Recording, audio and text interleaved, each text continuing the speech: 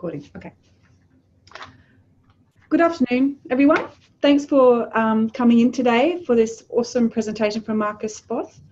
What we'll do today, first of all, is I'll introduce Marcus and give a little bit of an overview of what's going to be discussed today. Feel free to put your questions down in the chat and we'll address them if we can throughout. If not, we'll endeavour to answer as many as we can after the presentation. So again, thank you, and thank you, Marcus, for presenting today. It's really appreciated. And you guys are so lucky to have Marcus today. For those of you who don't know, Marcus is a professor of urban informatics in the UQ Design Lab, Creative Industries faculty at QUT. He's also an honorary professor in the School of Communications and Culture at Aarhus. Is that how you say it? Aarhus? Yeah, Aarhus University. Aarhus, in Denmark. Professor Foth's research brings together people, place and technology. His transdisciplinary work is at the international forefront of human-computer interaction research and development, with a focus on smart cities, community engagement, media architecture, internet studies, ubiquitous computing, and sustainability. He founded the Urban Informatics Research Lab at QUT in 2006. He's received over $5 million in national competitive grants and industry funding. He received a Queensland Young Tall Poppy Science Award in 2013 and was inducted by the Planning, Design and Development site Planetism to the world's top 25 leading thinkers and innovators in the field of urban planning and technology. In 2017, ACS awarded Marcus a fellow for a sustained and distinguished contribution to the field of computer science. Marcus is the international thought leader who coined the term urban informatics, now adopted by universities and industry worldwide. His work makes it clear how academic research can successfully respond to societal changes. And also, Marcus, I believe you're up for a Disruptor Award this year as well? Yes, I'm flying down to Sydney on Thursday to see what's happening at the ACS Gala Award night. Yeah, good luck. Good luck. Seriously, we're rooting for you. It's a very good event, actually. You'll have a great time. Okay, so I think I'll move it on to you now, Marcus, to take it on. I think everyone's read what the presentation is about when they registered, so I won't go into that now. So I think we'll get started. Okay, thank you so much. This is quite exciting for me because it's the first time that I'm actually using this webinar setup that the ACS Queensland have provided. And so I'm looking at my slides and I'm looking at myself. And so hopefully you can all hear me. And if you have questions, please put them into the chat window or into the Q&A window. And then as they pop up, you might be able to address them right then and there, or maybe also towards the end, there should be time. What I've got for you is a presentation that is structured into 3 parts. So we'll talk about smart cities in general, but we'll delve into the smart city agenda a bit closer from 3 different perspectives.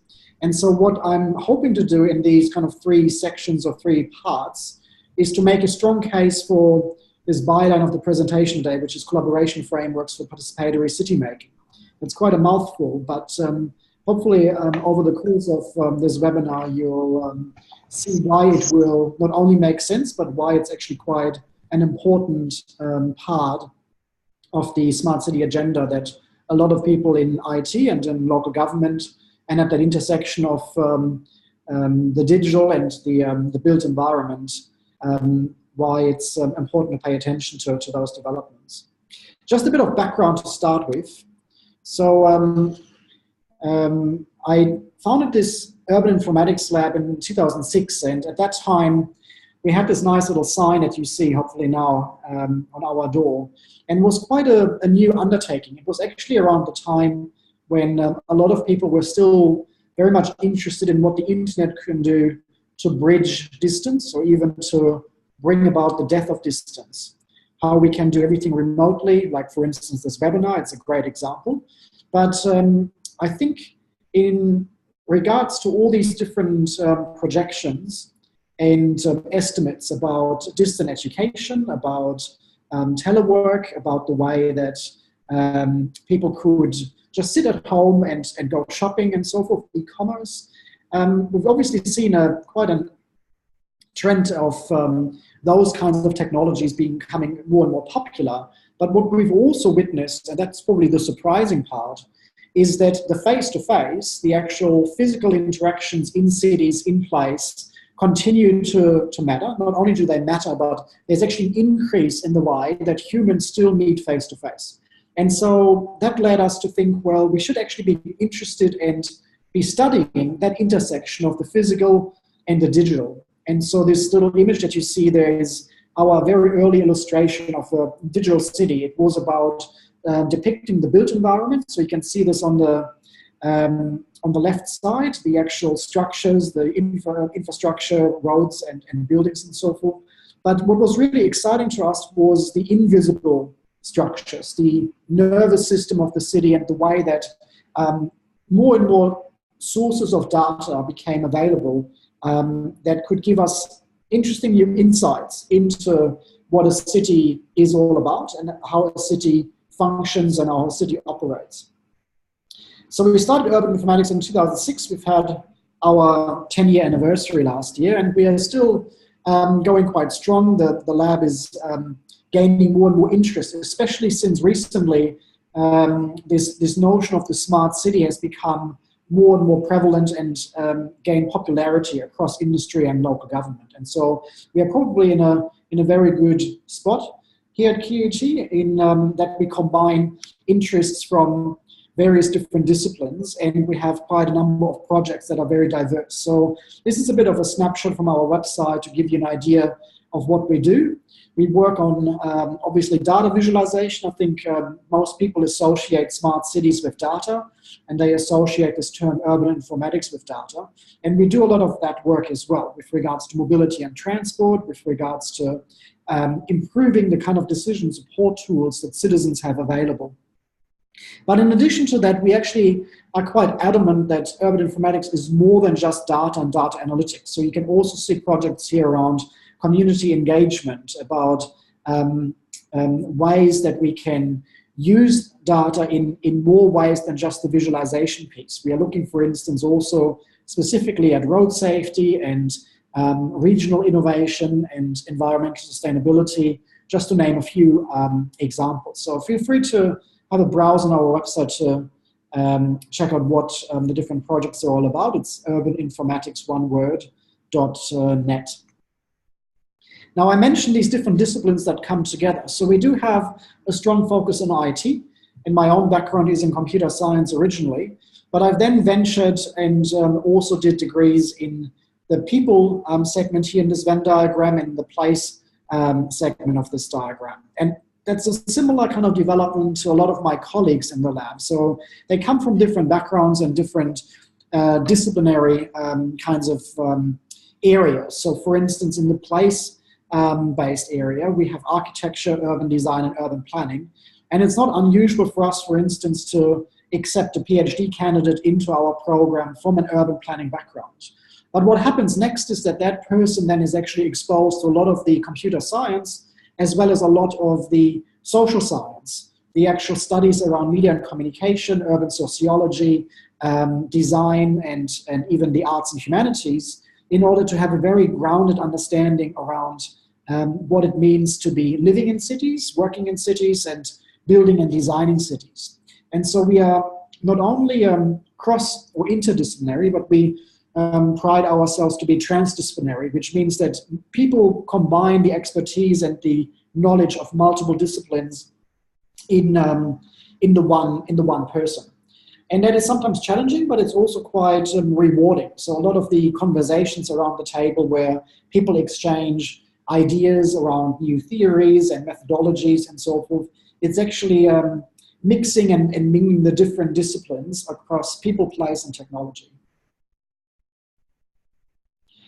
We started this in 2006. At the time, we were probably pioneers in Australia, also internationally. There were only a couple of groups that were doing this work, particularly my colleagues at UCL, the Bartlett School in London, at the Center for Advanced Spatial Analytics. They started already in '95. very much driven from a urban planning and architecture kind of background. And then the Sensible City Lab by my colleague Carlo Ratti at MIT, as well as the Santa Fe Institute. Since then, you can see that this development has kind of mushroomed, and there's now not only quite a number of these research centers that focus on smart city research and urban informatics, but there's also now degree programs. So you can actually enroll into various postgraduate offerings, master's courses, where you are exposed to the kinds of expertise around the data science that is combined with urban science and urban informatics. Now, to get underway, there is those 3 sections that I wanted to talk about, and I thought it might be useful to just do a version numbering, since we have like an IT audience, and we can use some of this kind of structure here quite easily. So I'm going to talk about City 2.0, 3.0, and 4.0. And you might wonder what happened to 1.0. So I'm just going to get 1.0 out of the way quite quickly as part of this intro here. So the way that I structure this is to think about the relationship between a city government and between people living in cities. And really at the City 1.0 level, that's where we are starting. It's kind of our point of departure. So the city government in that scenario is the administrator. They administer city functions. In some cases, people refer to this version as the 3 R's, the roads, the rates, and rubbish. And a lot of people still today associate their local government, their municipality, with those very simple functions that obviously are very important, and they have an everyday kind of significance in the life of people living in cities. And so then people living in cities, we refer to them as the residents. They are residing in the city environment. But this now has recently changed. So if I now show you the City 2.0 relationship, the city government is actually thinking quite differently about the city. It's much more thinking of the city as a corporation or as a business, perhaps. So a lot of the insights and advances that were applied to actual enterprises, to actual businesses, we are now looking at ways that they can also be applied to the city. So the city becomes much more a service provider. If you think of, again, the roads, the rates, and the rubbish, those are all services that people are consuming. So the people are the consumers in that scenario. And this is already a useful kind of way to think about smart cities in terms of the provision of services. So let's look at some of these services. I've actually combined a couple of images here just to illustrate the most common kinds of things that people think about when they think about a smart city. But I actually want us to challenge those as we move forward. So a lot of people, when they talk about smart cities, they think about free Wi-Fi. Free Wi-Fi is something that is kind of like the bread and butter, if you like, of the smart city agenda. Especially in the early days, it was very much about providing connectivity so that people could go about their digital work in any place of the city. And this has already been quite useful to understand and to study, because it actually has given rise to new forms of work practices. So rather than people being locked up into their, let's say, Dilbert cubicle, a lot of people are moving out of those, and they're moving freely across the city in a much more nomadic kind of fashion to work, where they would use the botanic gardens, the library, the campus, the coffee shop, in order to do their work. In addition to free Wi-Fi, LEDs, and particularly smart lighting, is another big topic in that City 2.0 rubric. This one here shows the City of Canada Bay in Sydney that's just been upgrading their light poles. And so they not only provide smart lighting, which, for instance, enables the city administration to tailor the brightness depending on certain weather conditions, whether there's events happening, or whether, for instance, pedestrians are actually using the footpath right now through motion sensors. These light poles also provide, again, Wi-Fi connectivity, power points for events and farmers markets and any kinds of things that happen on the ground below. and space for advertising. So there's a lot of the smarts built into these light poles. Another big topic in the smart city agenda are digital displays and digital interfaces. This one here is a photo of King George Square in Brisbane, and you can see the digital screen there. Now, a lot of the early adopters of smart city technology, they thought, well, we need to visualize, we need to actually show the people that we are a smart city, and they thought it's a great idea for these digital screens to do just that, because a digital screen is digital, and so we are a digital city.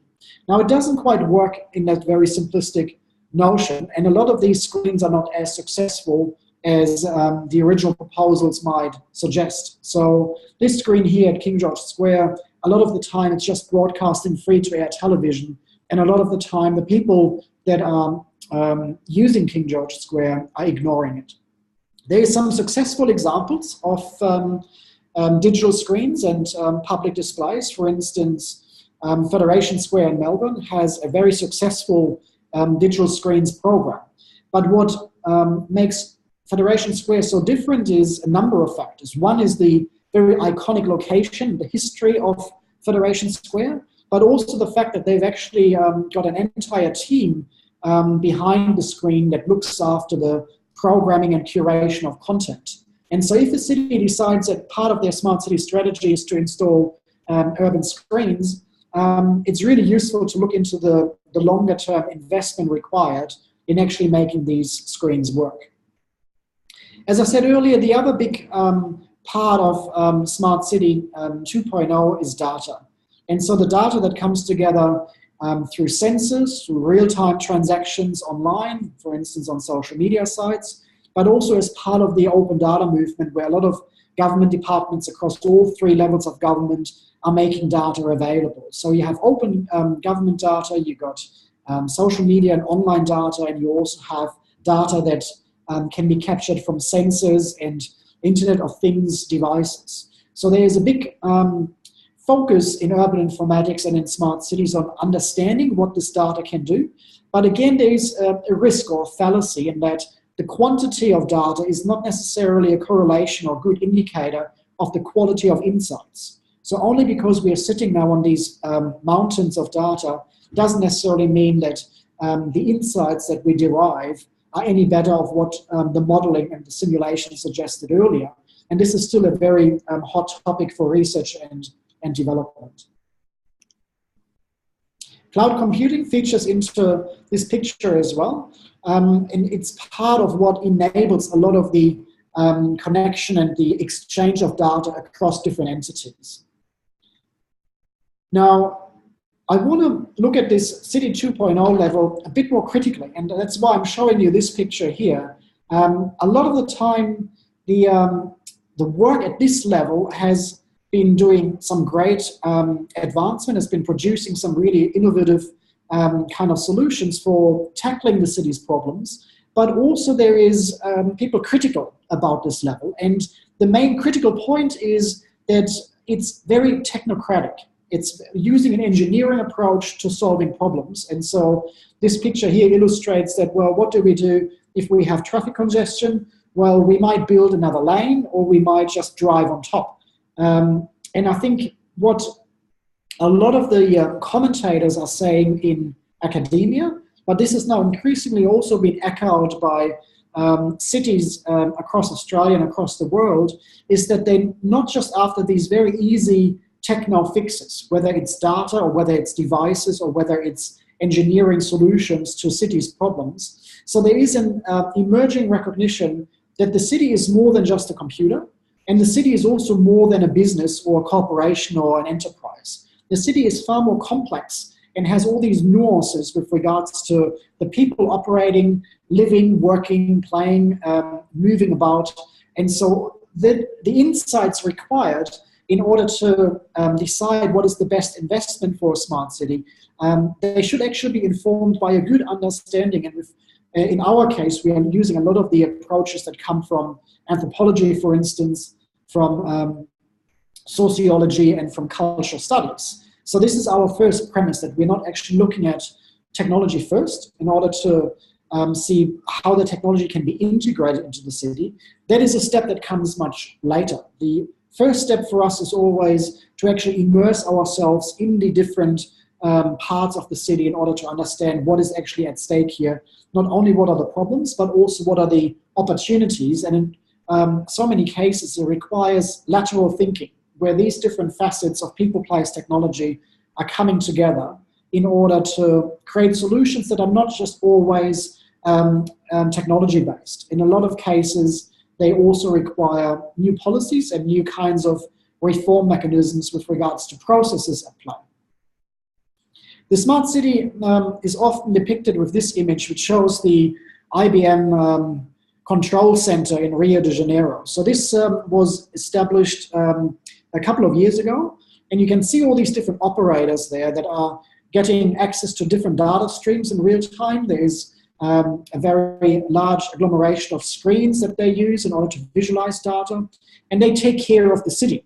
Now, in our case, what we are trying to understand is how a lot of these data streams that are coming together in this control center, how ordinary citizens and ordinary businesses can take advantage of those. So it's actually about having access to these data streams in your mobile phone yourself in order to be able to create decision support applications and tools that are tailored to your circumstances. So not the journey planner for the whole city, but the journey planner for Marcus and his specific context. Perhaps I don't want to have the fastest or the shortest route to get me from A to B, but I want to find the least polluted or the least busy route in order to get me from A to B. So those variables, we are trying to get them into the hands of citizens.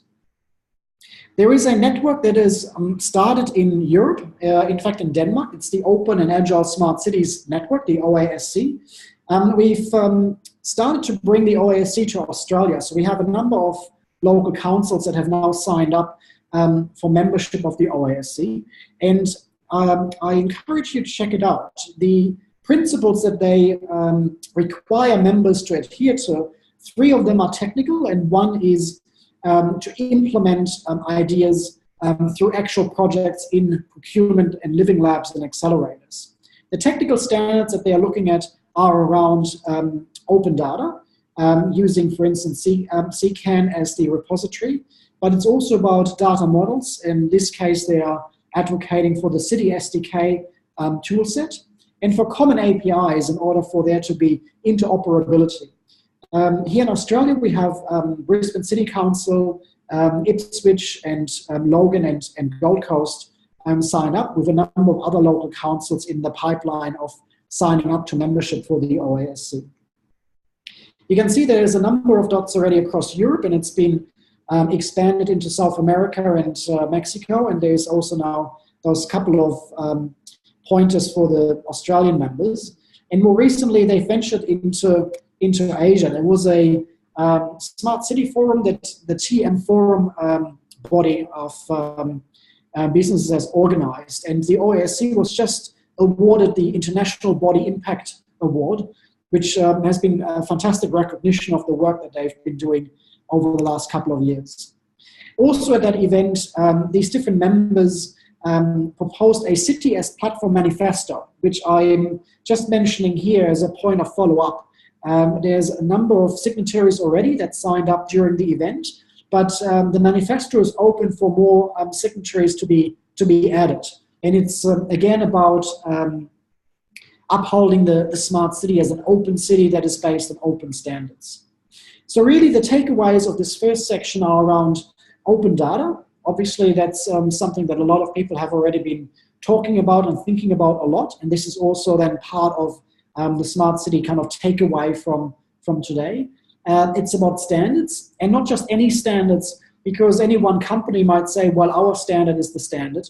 It's actually about very closely following the development of standards and the standardization that's happening not just here in Australia, but internationally. And so at the moment, the OASC is working with the European standardization bodies as well as with the ITU in order to look at the way that standards become adopted and agreed upon internationally. And then the third one is around interoperability. So if you actually install any one piece of smart city innovation, It's not just how the city, for instance, is able to use it, but also how, for instance, citizens or businesses can tap into that infrastructure. And currently we're working with a number of local councils in order to trial this level of interoperability, because it enables then completely new use cases that are not just about driving efficiencies and automation and optimization of city infrastructure. It's also then about enabling other stakeholders and other entities to take advantage of the data and the capabilities that the city provides for their own use cases, for their own particular circumstances, whether they are social or whether they are in a commercial setting. Now, City 3.0 is a notch up, and it's, I think, based on a lot of the experience of cities that have started to jump onto the smart city bandwagon and realized, well, cities should be about people. We should, first of all, kind of think about what are the citizen experiences and what are the residents' experiences required in order to create an improvement to workability and livability and sustainability. Those are also the three pillars agreed upon by the Smart Cities Council. So at that level, when we move up, the city government is becoming much more of a facilitator, and the people living in cities become participants. Now, that's a subtle but quite an important shift in the way that the relationship turns out. So let us look at some of those kinds of examples. It's also been discussed in this short piece that I put into the conversation. This was in response at the time to the federal government here in Australia releasing the Smart City Policy statement. And so it's quite important that we're not just thinking about smart investment and smart technology, but it's actually in pursuit of improving the well-being and the quality of life of citizens. Now, I'm mentioning again Federation Square here. This is showing Kevin Rudd's apology to Indigenous Australia at the time, because what is important here is the coming together of the built environment, this obviously a very iconic civic square, with the technology provided through the urban screen, the display, but it becomes a much more performative space. So the event and the historic significance actually meant that people didn't just watch this at home on their TV, but they wanted to be in a public space together with others in order to share this moment in Australia's history. And if anyone was there or seen the TV broadcast of this event, when the leader of the opposition at the time came on, a lot of people turned their backs to the screen. And again, this performative kind of element. Again, it's kind of visualizing and symbolizing how cities have also very important symbolic and political and cultural and social cultural kinds of functions. And it's important not to forget those when we move between the bird's eye view of city administration to the more pedestrian street level view of what citizens are actually doing in the city. Now, one project that we've done together with Federation Square is developed this application called Discussions in Space. This photo was taken when Cadel Evans won the Tour de France at the time, and he came back to Melbourne to do his victory parade around Federation Square, and people were able to submit text messages and tweets onto the big screen in order to communicate. And so there's a very simple example of how the interfaces that we have made available are actually also providing dialogue and communicative tools for citizens to interact with each other, but also for citizens to interact with local government. This notion of discussions in space, we took it a bit further because a lot of people said we don't just want the digital interaction, we also want the analog interaction. And so together with colleagues in architecture and urban design, we came up with this idea of the Insta booth, which is inspired pretty much by a telephone booth. It's a portable structure that allows you to insert different engagement modules, and they can be analog or they can be digital. And I'll show you a short video that just illustrates what the Insta booth is all about.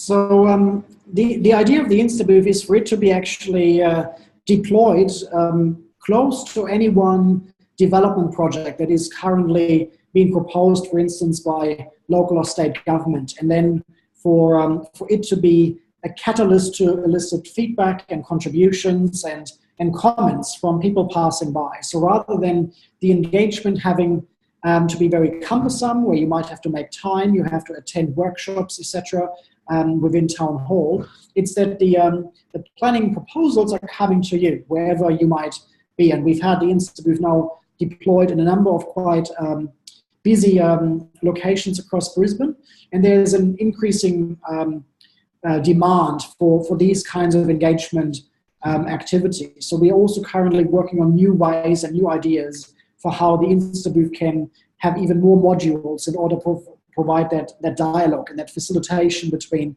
citizens on the one hand and developers, local governments and other stakeholders on the other hand. I'll also show you a couple more examples to illustrate again what City 3.0 is all about. This project here is by my colleague Carlo Ratti, who I mentioned earlier, the director of the Sensible City Lab at MIT. He's paired up with the city of Copenhagen in Denmark in order to come up with this idea of an electric bike, or it's kind of like a normal bike that is retrofitted with a battery in order to give you a boost when you cycle. But the other thing that this e-bike offers is a bunch of sensors, and those sensors are monitoring the urban environment as people in Copenhagen commute to and from work and across the city. And so here, for instance, you see this screenshot of environmental data that the citizens have captured using the e-bike, the Copenhagen wheel. The key point really here is that citizens have access to this data. So rather than the data being collected by the city in a more invisible manner, they were quite adamant about the option of pushing that data back to the citizens so that citizens can analyze and look at the data and interpret it. So you might realize that you're just missing a friend every day that you're commuting to work. And if only you would leave 10 minutes earlier or 10 minutes later, you might be able to catch up and have a coffee in the morning with that friend. Or you might see that the pollution in the city's CBD is quite high during rush hour, and you're going to change your routing in order to bypass the pollution. So it's about a lot of the data that the smart city is producing and the citizens in the city are producing and making that available to everyone else. So again, if you compare this with the notion I showed you earlier, it's quite a reversal. It's much more about a dialogue as well as a symbiotic relationship between the city and the citizens. The city isn't just interested in driving efficiency gains and optimization. It's continuing to do that, but it uses the same data and makes it available to citizens so that they can also look into what happens on the street or on the pedestrian level, if you like. So it's a hybridization of the bird's eye view with the pedestrian view. In a project here at QUT, we've trialed something similar. We have a very large visualization space, and we've always been interested in how data analytics and urban informatics can become much more participatory, to move towards participatory data analytics and participatory urban informatics. And our specific case study were food trucks. And a lot of the food trucks are increasingly popular, not just here in Brisbane, but across the country. And we've been working together with these food truck operators in order to analyze data in situ. So here you see a photo of us deploying our application at a place where a lot of the food trucks pull up in order to prepare their food. There's a commercial kitchen nearby.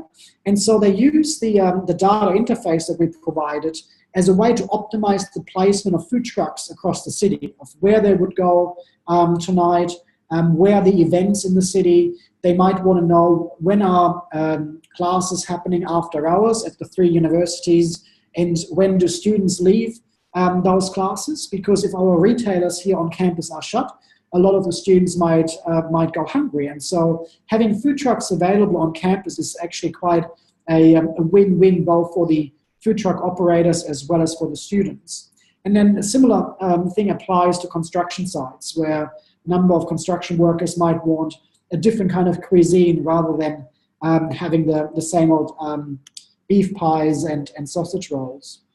So this is a close-up of the interface. We've also looked at ways that the different food truck operators could collaborate on this urban data so that they wouldn't double up on the same offering. So if you have multiple providers of pizza, for instance, or Italian cuisine, you would actually try and optimize them so that they go into different parts of the city rather than all being in the same spot. This turned out to be really useful, and we are currently working on ways to expand this trial for other kinds of nomadic kinds of work practices as well. But again, here I'm just showing you this as a way to illustrate how the data analytics that happens often behind the scenes, hidden away for very specific city operations, how it can also be turned inside out in order to become of benefit to citizens themselves. As part of City 3.0, I'm also going to mention two other things. One is the actual flow-on impact on procurement. This project, it's called Select for Cities, which was done by my colleagues at the EOSC in Europe. And it's combining a number of cities in an open innovation trial. So rather than having a procurement process where the city pretends to know everything right from the time it's published its tender document, we actually have here a situation where the different cities say, well, we don't necessarily know exactly what we want and what we are after, but we invite you to help us write the specifications that are required in order to solve these different challenges and problems that we might face. And so this idea of a quite a large scale and systematic approach to reform and open up the procurement process is something that is also quite important in this for this level of the Smart City 3.0 agenda, because again, it's about the different stakeholders working together rather than the city kind of going away and trying to figure it out on its own and then issuing a tender document. Now, those colleagues have already gone on to the next bigger thing, which is to not only think about open procurement and open innovation in reforming procurement for cities, they've also thought that it would be great to have a single digital marketplace for Internet of Things enabled urban services. And so this project has been funded by the European Union through the Horizon 2020 program. And it's funded at, I think, 20 million euros. So it's quite a substantial investment across a number of different cities in Europe to trial this notion of a market ecosystem for urban innovation. And you can imagine that such a marketplace doesn't work without the takeaways that we've discussed earlier from the previous section around open data, standards, and interoperability. So they're all kind of taken for granted here in order to make this next level come alive. So the takeaways from City 3.0 around the citizen participation piece, and not just in this kind of hand-wavering tokenistic manner, but in a very genuine kind of an engaging manner. So it's much more than just consultation. The second point around procurement reform and open innovation. And now the final part of this presentation about City 4.0. So this is at the moment the pinnacle kind of the development, where the city government actually is much more on a par with people. They are collaborators and they are co-creators of the city. If you remember in 2006, the Time magazine had this cover of the person of the year. It was a computer, it was you, in order to symbolize how the internet has become, back at that time, much more participatory. It was all about the way that social networks and blogging sites enabled everyone to be online and to contribute content and to publish content online without necessarily having to know HTML or without necessarily having to have very technical knowledge. Really what we are talking about at this level of 4.0, it's coming together in a much more communitarian or collaborative sense, how different stakeholders of the city, for instance, come together to form a we.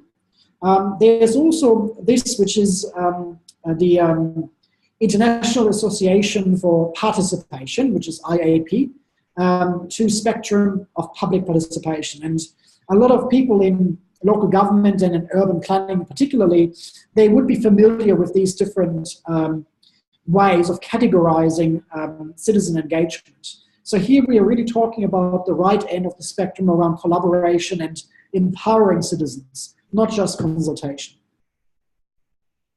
I'm showing you a couple of images just to illustrate what I'm talking about. So there is graffiti, and I think graffiti in its own right is interesting if you compare the response that cities have to graffiti across Australia.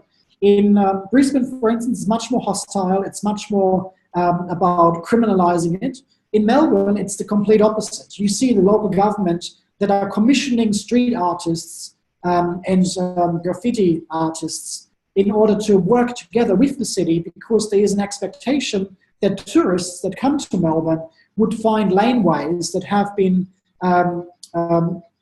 used as canvases in different street art and graffiti kinds of performances. There's also a parkour, which we started to study. These guys here, they are, it's actually the same person, the same photo over time, jumping down this fire escape without breaking his neck. It's again a different view of the city. So rather than seeing the city just as a bunch of buildings and infrastructure, it's interesting to follow these different subgroups that see the city with different eyes. In this case, for instance, the city as your gym, as your obstacle parkour. This photo here shows the city of Salzburg in Austria on parking day, where they turn the city into, and specific parking spots in the city into actual parks. So they roll out, in this case, AstroTurf, they feed the parking meter, they roll out deck chairs, and they might even serve beverages and so forth, as a bit of a friendly protest to say that we are reclaiming public spaces. We are actually looking at ways that the city can be used again by the citizens for other purposes than just what the city had imagined. And the more progressive cities, they're actually now embracing these trends that I'm showing you. Seed bombing is a form of participatory urban agriculture where people throw seed bombs across development fences in order to grow flowers that will attract pollinators and bees, rather than waiting for buildings to be built. Yarn bombing, people take measurements of different street furniture and street assets, and they come out and wrap them up in yarn. And this picture here of the dîner en blanc, the dinner in white, which we also have here in Australia. It's quite an international phenomenon of people that are gathering in a usually very busy part of the city, and they are stopping all the traffic for an al fresco dining experience, all dressed in white. The location is usually kept secret up until the last moment. So what all of these different examples show is this notion of different stakeholders coming together in this idea of co-creation. And so this is something that is quite compatible and quite similar to when we talk about a triple helix innovation system or public-private partnerships. The new model is actually not just talking about triple as in 3, but quadruple helix partnerships and innovation, which is the coming together of government, business, academia, and civil society in a way to ideate around innovation for cities, but also for other parts of society. I'll show you a couple of examples of progressive cities that have embraced this. This one here is the Urban Innovation Centre in London that has been set up by the Future City Catapult, which is a British government-funded accelerator for city innovation. And so this is an actual physical space for events and for these different stakeholders to come together, discuss ideas, and work together. Something similar happened in Barcelona at the Urban Lab. They call this the gateway to city infrastructure in order to pilot prototypes and to trial and test them, which is also the way that the Barcelona Urban Lab becomes a bit of a living laboratory where the city itself becomes a test bed for city infrastructure. I'm quite a fan of the New Urban Mechanics in Boston, which again is a group of people from different backgrounds, students, researchers, artists, city government, people from IT, etc., coming together to develop civic innovation, different apps, different experiments for trialing smart city innovation. And finally, I think probably this is my favorite one, the City Studio Vancouver, which is a collaboration between the University of British Columbia and Simon Fraser University. And they got a classroom inside Town Hall so that they can have a cohort of students from different disciplinary backgrounds, from IT, from design, from architecture, from business, work together on different city projects. So they get paired up with a public servant from the municipality, and they work on actual projects to improve the city, looking at both physical and digital interventions. So the idea of these co-creation frameworks, it's really in between some of the frameworks and some of the examples we're familiar with, like libraries, co-working maker spaces, and a bunch of the incubator spaces that have been popping up. And so they draw insights, and they draw on the kinds of stakeholders that would frequent them, but they are very much driven around this idea of embracing experimental messiness and this idea of the creative imagination that is the backbone of innovation. We've put together some more detailed examples in this book called The Citizen's Right to the Digital City that was published last year. There's a forward, an epilogue by Saskia Sassen in there as well. And so that contains quite a nice overview of some of these projects where citizens are quite active in shaping their cities. And similarly, the idea of living labs, and particularly social living labs, is the topic of this more recent book called Digital Participation Through Social Living Labs, Valuing Local Knowledge and Enhancing Engagement, that has just come out, and it's edited with my colleagues Michael Deswani and Kerry Mellon and Hilary Hughes. So the takeaways of the City 4.0 level are around citizen co-creation, remembering that right to the city, that the city is more than just a business and it's more than a computer. It's actually quite an interesting entity that provides us endless hours and years of excitement in our studies. And it's also about urban policy reform. It's the kind of cultural shift in attitude that a local government says, we become a yes city. We become a city where you can do these things. We don't have all these policies in place to make your life difficult, but we embrace the energy, we embrace the creative potential of those different stakeholders. I'm just putting up this information here for anyone interested in delving deeper into everything that I've mentioned today. We're doing a one-day masterclass at QUT, which is called Smart Cities Beyond the Fad and Hype, Connecting People, Place and Technology. That'll be on the 15th of November.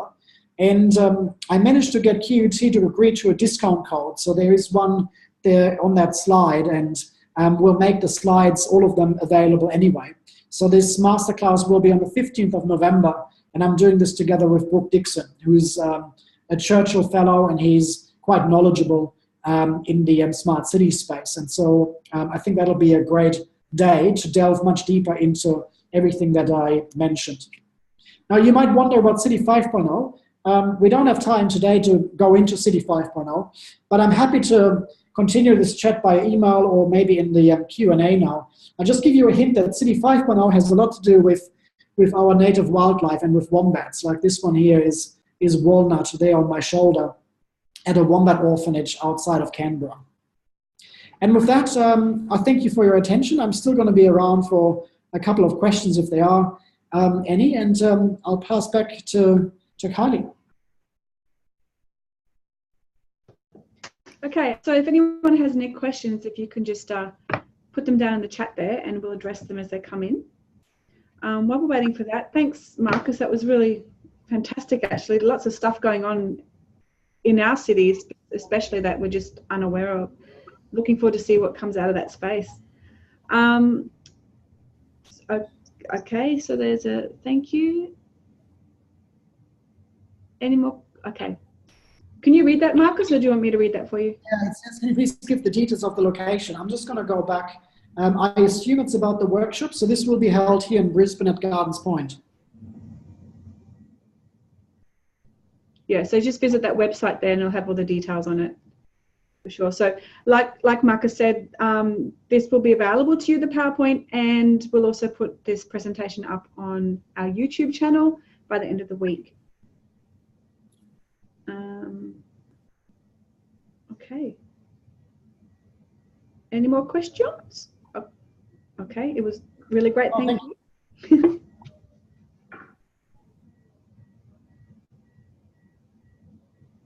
Oh, so there's some in the Q&A now, I think. Okay. Yep. What we can do in City 5.0 better from City 4.0. So maybe just quickly about City 5.0. There's something that we are currently working on.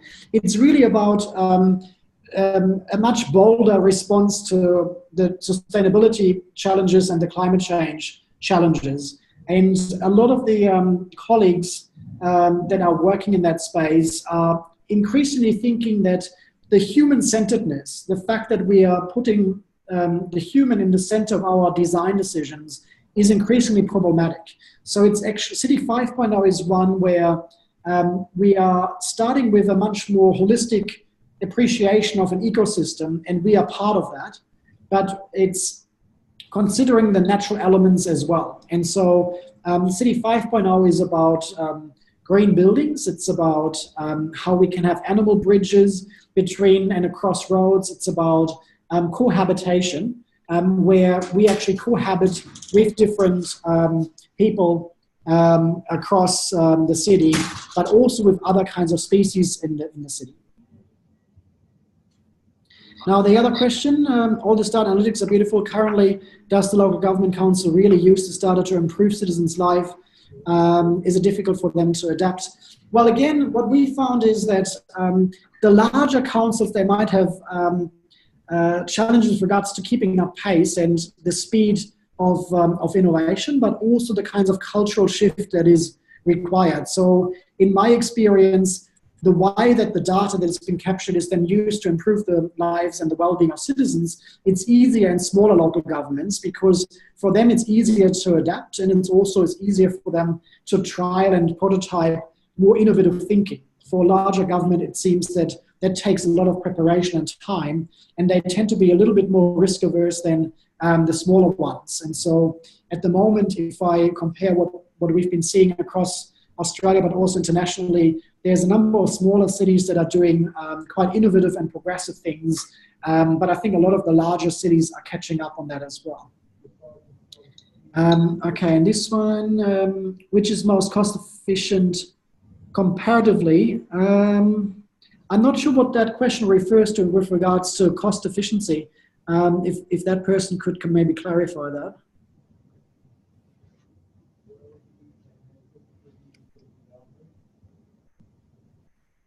And then the other question in the chat room, yes, there is a link on the QUTX website about how you can you register for the masterclass. So if you go to the QUTX website and then you click on learnings for myself, I think it's called, the Smart City one is displayed there on the first page.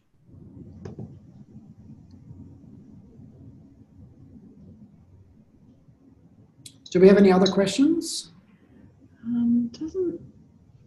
We might just take maybe one more question if there's any more. If not, we'll just finish it off for today. Oh, here we go. Okay, Poonam just replied to that other question that he's had about cost efficiency.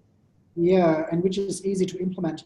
I suppose, I think maybe there is still a bit of a prejudice around, smart city and technology and the investment required. But what we found is that a lot of the things that make a huge difference are not necessarily so much about the investment in any one piece of technology. It's actually about the way that a government is embracing the creative energy both in the social and the commercial world. So the idea with the food trucks, for instance, it's quite cost effective. In fact, it doesn't cost anything to make existing data available in those ways.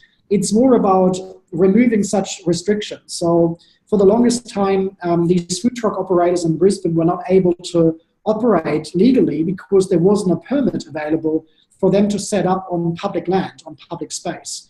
And so the city government has then looked into that situation and now actually created a category or kind of a type of permit to allow them to operate. And so those kinds of changes are really important as well with regards to smart regulation.